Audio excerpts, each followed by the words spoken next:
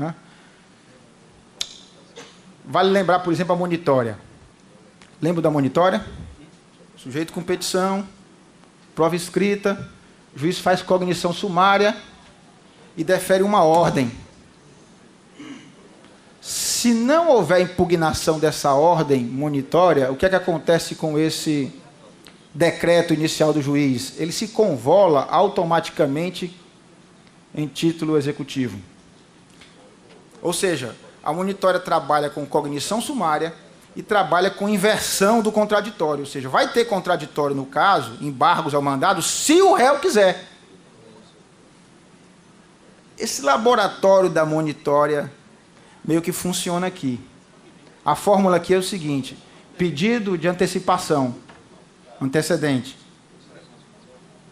não interposto recurso, sentença, que extingue o processo.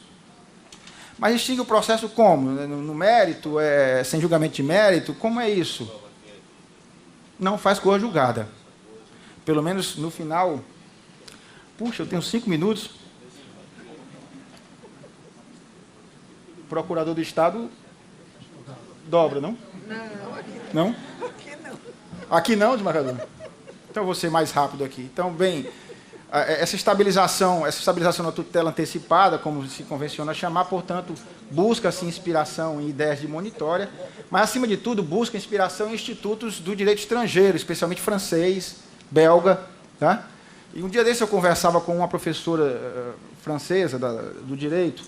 Ela falava de muitas coisas do sistema francês, e é lógico que eu estava curioso para perguntar sobre o referê lá deles, que seria mutatis mutandis, essa nossa estabilização lá, né? Ou a estabilização deles aqui, que se confessa que foi pescado uma influência de lá. E eu perguntei, como é lá e tal, e perguntando com aquela ansiedade, com aquela curiosidade, ela disse, a gente defere e fica.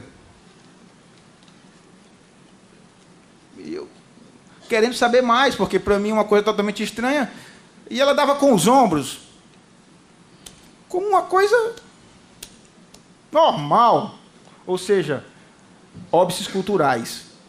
Ou seja, não é para lá uma coisa extremamente normal. Eu me recordo que na situação ela invocou, por exemplo, ação de família.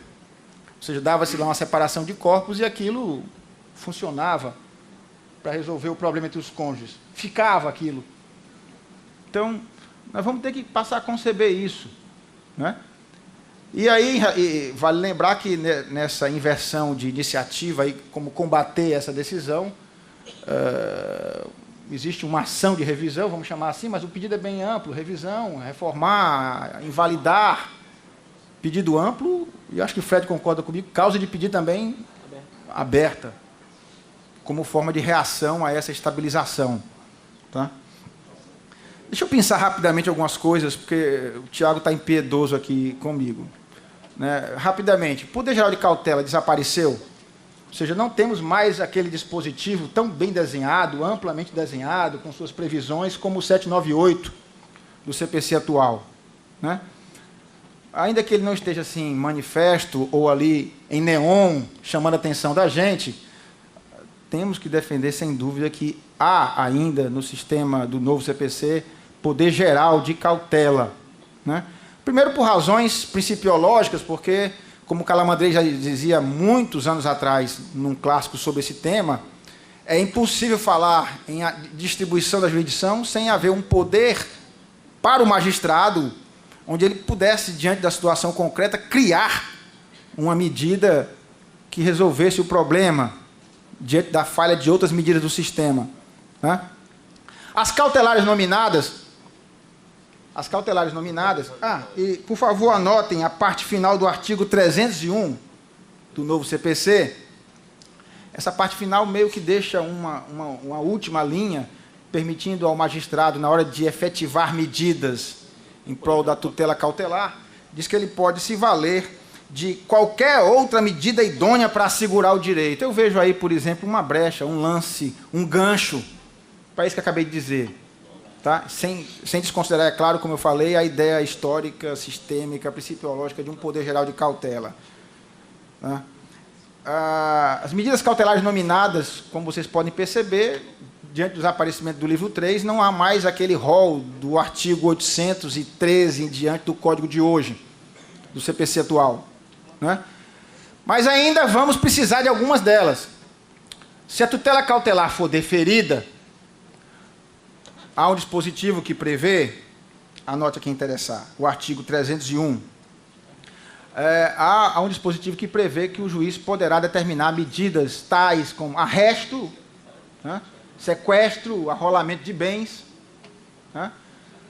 Observe o seguinte, vamos ter que nos valer um pouco da história desses institutos, porque há menção às medidas, mas não há, como no sistema atual, um rol de hipótese que, quando cabe arresto, quando cabe sequestro, quando cabe arrolamento de bens.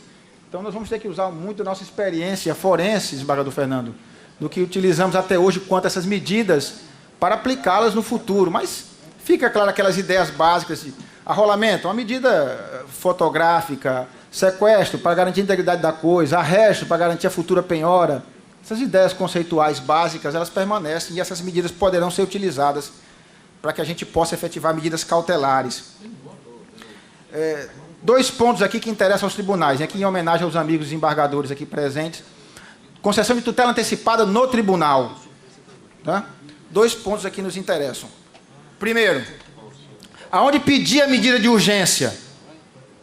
Quando a causa estiver no tribunal. Quando ela é de competência originária do tribunal, isso é facinho. O princípio de acessoriedade resolve o problema.